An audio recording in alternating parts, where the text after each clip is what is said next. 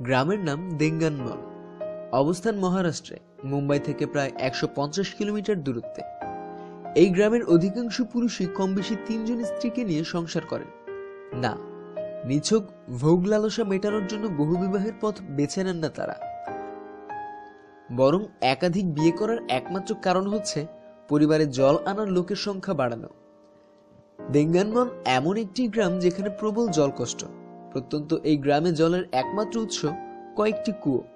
সেই সমস্ত কুয়ো গ্রীষ্মে শুকিয়ে যায়। তখন দূরবর্তী কুয়ো বা নদী থেকে জল বয়ে আনা ছাড়া উপায় থাকে না। গ্রামবাসীরা জানাচ্ছেন, গ্রীষ্মকালে জল বয়ে আনার জন্য যাতায়াত মিলিয়ে প্রায় ১২ ঘন্টা হাঁটতে হয়। মহিলারাই এই জল আনার কাজ করে থাকেন। প্রতিবার ১৫ লিটারের ২টি কলসি নিয়ে বয়ে আনেন মহিলারা। এমত অবস্থায় এই গ্রামের পুরুষরা বুঝে গিয়েছেন, বহুবিবাহই জল সমস্যা মেটানোর সহজতম রাস্তা। বাড়িতে বই সংখ্যা যত বাড়বে তত বাড়বে জল আনার হাত ও কলসির সংখ্যা। কাজে অনেকে ২টি কিংবা ৩টি স্ত্রী নিয়ে ঘর করছেন দেঙ্গানমলে। ঘরের বউদের এই গুরুত্বের সুবাদে গ্রামে বিশেষ সম্মান পান বিবাহিত মহিলারাও। বিয়ের জন্য কন্যা সন্তান সম্পন্না বিধবা কিংবা বিবাহ বিচ্ছেদদের কদর বেশি।